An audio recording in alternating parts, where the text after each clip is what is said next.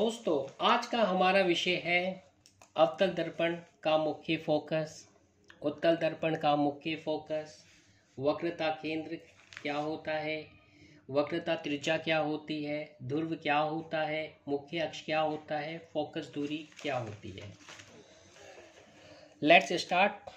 अवतल दर्पण का मुख्य फोकस, जैसा कि हमने पिछले वीडियो में देखा था, अवतल दर्पण में, ठीक है, अवतल दर्पण में जो परावर्तक पृष्ठ होता है वो अंदर की ओर होता है। ठीक है, ये अवतल दर्पण बता रखा है। ठीक है, तो अवतल दर्पण में आपको एक मुख्य अक्ष मिलता है। ठीक है, तो इस मुख्य अक्ष से अगर आप समांतर कोई रेखा खींचो और वो परावर्तक से टकराने के बाद जिस बिंदु में मिलती है, ठीक है, वो इधर मिली मुख्य अक्ष के जिस बिंदु में। अब एक मैंने यहाँ से भेजी, वो भी यहाँ से निकली, यहाँ टकराने के बाद इससे निकल गई। तो ये जो बिंदु आता है, ठीक है, ये मुख्य अक्ष हो गया। मुख्य अक्ष के अंतर्गत देखिए एक समांतर रेखा आई जो परावर्तक से टकराने के बाद मुख्य अक्ष के इस बिंदु से होती हुई निकल गई। इसी तरीके से एक यहाँ से आई, परावर्तक से टकराने के बाद मुख्य अक्ष के इस बिंदु से निकल गई। तो इस तरीके से हम जितनी भी रेखा बनाएंगे वो यहाँ से निकलती चली जाएगी, नहीं यहाँ से निकलती चली जाएगी। तो ये जो बिंदु है अवतल दर्पण का, यह उसका मुख्य फोकस कहलाता है। ठीक है, याद रखना। अवतल दर्पण के मुख्य अक्ष, ये मुख्य अक्ष हो गया, के समांतर हमने रेखा खींची। अवतल दर्पण के मुख्य अक्ष के समानांतर चलने वाली किरणें दर्पण से टकराने, ये टकराई, टकराने के बाद मुख्य अक्ष के जिस बिंदु पर मिलती है वो इस बिंदु पे मिलती है। ये टकराकर ये भी इस बिंदु में, वह बिंदु अवतल दर्पण का मुख्य फोकस कहलाता है। ठीक है, अब देखो जितनी भी किरणें मुख्य अक्ष के समांतर जाएगी वो इसी बिंदु में से होकर निकलती है।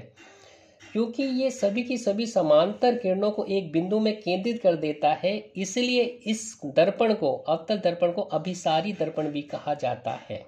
कई बार क्वेश्चन में पूछ लिया जाता है भाई अभिसारी दर्पण क्या होते हैं, तो इनडायरेक्टली वो अवतल दर्पण को ही पूछ रहा है। ठीक है, इसे अभिसारी दर्पण क्यों कहा जाता है, इसका कारण यह है कि मुख्य अक्ष से आने वाली के समांतर आने वाली जितनी भी किरणें होती है परावर्तक से टकराने के बाद मुख्य अक्ष के जिस बिंदु से मिलती है उसे आप मुख्य फोकस कहते हैं। क्योंकि ये सारी किरणें परावर्तक से टकराने के बाद इस बिंदु से जरूर गुजरती है, तो इसलिए इसको अभिसारी दर्पण कहते हैं। अभिसारी का मतलब होता है इकट्ठा करना किसी चीज को। तो जब जैसे ही मुख्य अक्ष के समांतर कोई रेखा गई, ये समांतर रेखा हो गई, तो ये यहाँ टकराई, टकराने के बाद मुख्य अक्ष के इस बिंदु से होकर गुजरी, तो ये बिंदु वो है जहाँ से सभी परावर्तित किरणें, ठीक है, होकर गुजरती है। तो यही इसका मुख्य फोकस होता है। अब अगर हम बात करें उत्तल दर्पण की, तो उत्तल दर्पण में भी ऐसा ही होता है कि आप जैसे ही आप उत्तल मुख्य अक्ष के समांतर कोई रेखा जाती है तो परावर्तक से टकराने के बाद वह जिस बिंदु पर, ठीक है, जिस बिंदु पर केंद्रित होती है उसे उत्तल दर्पण का मुख्य फोकस कहते हैं। उत्तल दर्पण के मुख्य अक्ष के समानांतर चलने वाली किरणें दर्पण से टकराने के बाद जिस बिंदु से निकलती प्रतीक होती है वह बिंदु मुख्य फोकस कहलाता है उत्तल दर्पण का। ठीक है, अब ये हमने एक उत्तल दर्पण बना रखा है, क्योंकि उत्तल दर्पण के इस साइड पेंटेड होता है, ये इसका मुख्य अक्ष हो गया। अब देखा जाए इसके समांतर ये रेखा आई, ये इसके परावर्तक से टकराने के बाद इधर इधर को निकली, ठीक है, इस बिंदु में। तो एक रेखा यहाँ से आई, वो भी टकराई, वो भी यहाँ से निकली। ठीक है, अब एक चीज़ याद रखना कि ये जो पीछे वाला हिस्सा है ये तो पेंटेड है, यहाँ सिर्फ हम एक, देखिए, आभास होता है कि ये इस बिंदु में मिल रही है। ठीक है, तो इस चीज़ को आपने ध्यान रखना है कि मुख्य अक्ष के समांतर जो रेखा आती है उत्तल दर्पण में, परावर्तक, देखिए, पृष्ठ से टकराने के बाद वह जिस बिंदु पर मिलती हुई प्रतीक होती है उसे उत्तल दर्पण का मुख्य फोकस कहते हैं। यहाँ पर ये इसका मुख्य फोकस हो गया, ये आई, यहाँ टकराई, ये आई, इस तरह से एक और आएगी, वो भी ऐसे जाएगी, ऐसे आएगी, ये भी टकराएगी, यहाँ से जितनी भी निकालोगे इसके समांतर वो सारी इसी बिंदु से होकर गुजरेगी। ठीक है, लेकिन ये तो हमें आभास है क्या, लेकिन वास्तव में वो ऐसे करके रिफ्लेक्ट हो जाती है। ठीक है, ये क्योंकि ये तो पेंटेड है, ये वाला हिस्सा जो है ये तो हमने कलर कर रखा है, पीछे पेंट कर रखा है, तो ये सिर्फ हमारा एक आभास होता है कि वो शायद यहाँ मिल रही है। ठीक है, लेकिन वास्तव में वो टकराने के बाद ऐसे करके तितर बितर हो जाती है, क्योंकि जो उत्तल दर्पण होता है, देखिए ना, परावर्तक पृष्ठ से टकराने के बाद किरणों को देखिए ना तितर बितर कर देता है, इसलिए इसे अपसरण या अपसारी दर्पण भी कहा जाता है। देखिए, ये भी क्वेश्चन पूछा जा सकता है कि अपसारी दर्पण किसे कहते हैं, तो जो उत्तल दर्पण होता है वही आपका अपसारी दर्पण होता है। ठीक है, ये याद रखना आपने। अब आता है वक्रता केंद्र। अब हमने पहली बात किया, गोलीय दर्पण वो होता है जो किसी ठीक है गोले से बनता है। ठीक है, ये एक गोला है, इसको हमने काट दिया, इस वाले पार्ट को निकाल दिया, तो इसका जो केंद्र था, इस गोले का केंद्र था ये। अब हम देखें इसको भी अगर हम पूरा करें ऐसे ऐसे कर करके, तो इस तरीके, ये इसका पार्ट है, ये इतना पार्ट हमने इसको निकाल दिया। लेकिन अगर हम इसको कंप्लीट करें तो इसका जहाँ पर केंद्र आएगा, ठीक है, वही इसका, ठीक है, इस दर्पण का वक्रता केंद्र होगा। तो वक्रता केंद्र ये है। गोलीय दर्पण जिस गोले का भाग होता है, ये इसका भाग है, ये गोलीय दर्पण है, ये इसका भाग है, तो इसका जो केंद्र होगा वही इसका भी केंद्र होगा। ठीक है, गोलीय दर्पण जिस गोले का भाग होता है उस गोले के केंद्र वक्रता केंद्र कहलाता है। अब अगर हम त्रिज्या की बात करें तो यहाँ से लेकर यहाँ तक की जो दूरी है, ये त्रिज्या है, वो इसमें भी है, तो उसे वक्रता त्रिज्या कहते हैं, जिसे आर से डिनोट किया जाता है, दिखाया जाता है, और इसको कैपिटल सी से। गोलीय दर्पण का परावर्तक पृष्ठ जिस गोले का भाग होता है उसकी त्रिज्या, मतलब इसकी त्रिज्या, इसकी जो त्रिज्या वही इसकी त्रिज्या है। ठीक है, गोलीय दर्पण का परावर्तक पृष्ठ जिस गोले का भाग होता है उसकी त्रिज्या दर्पण की वक्रता त्रिज्या कहलाती है। ठीक है, अब आता है ध्रुव।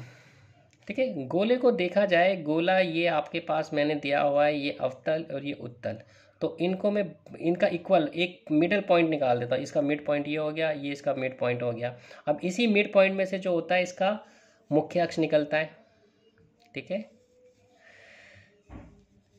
तो देखिए जो दर्पण था, दर्पण का जो मध्य बिंदु था और जिसमें से मुख्य अक्ष देखिए होकर गुजरता है, उसी को ध्रुव कहते हैं। गोलीय दर्पण के परावर्तक तल के मध्य बिंदु को ध्रुव कहा जाता है। ये हो गया दर्पण, ये दर्पण का इतना आधा हिस्सा हो गया।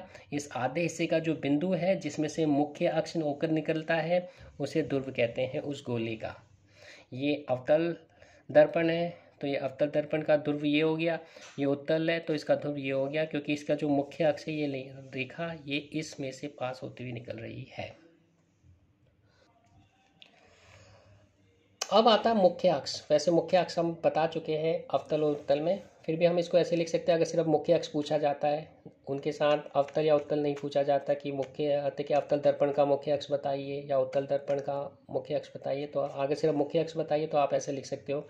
गोलीय दर्पण के ध्रुव तथा वक्रता केंद्र से होकर गुजरने वाली काल्पनिक रेखा को मुख्य अक्ष कहते हैं।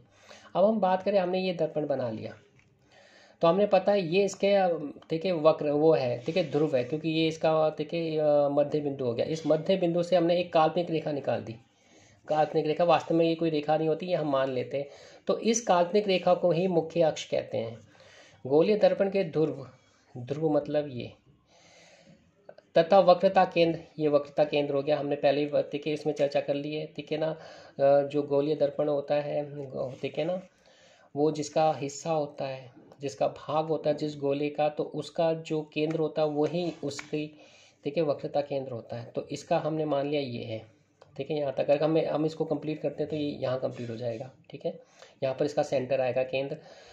तो ये और ये आपका ये तो हो गया आपके पास ध्रुव, और ये हो गया आपके पास जिसे हम वक्रता त्रिज्या कहते हैं, सी से डिनोट करते हैं और इसको पी से। तो इन दोनों से होकर गुजरने वाली काल्पनिक रेखा ही मुख्य अक्ष है। गोलीय दर्पण के ध्रुव तथा वक्रता केंद्र से होकर गुजरने वाली काल्पनिक रेखा को मुख्य अक्ष कहते हैं। ठीक है, अब आपके पास आ जाता है फोकस दूरी, जिसे एफ से डिनोट किया जाता है। गोलीय दर्पण के ध्रुव तथा मुख्य फोकस के, अब हमने पहले ही बताया फोकस जाना है कि जब हम मुख्य अक्ष के समांतर रेखा खींचते हैं तो ऐसे करके यहाँ पर जिस बिंदु से मिलते हैं उसे फोकस कहते हैं। तो फोकस और ये जो पी है ध्रुव, इन दोनों के बीच की दूरी को ही फोकस दूरी बोलते हैं।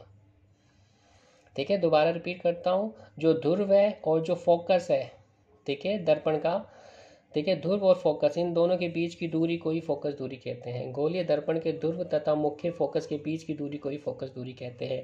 और यहाँ पर एक चीज़ और याद रखना, ठीक है, जो फोकस दूरी होती है ना, वो वक्रता त्रिज्या का आधा होती है।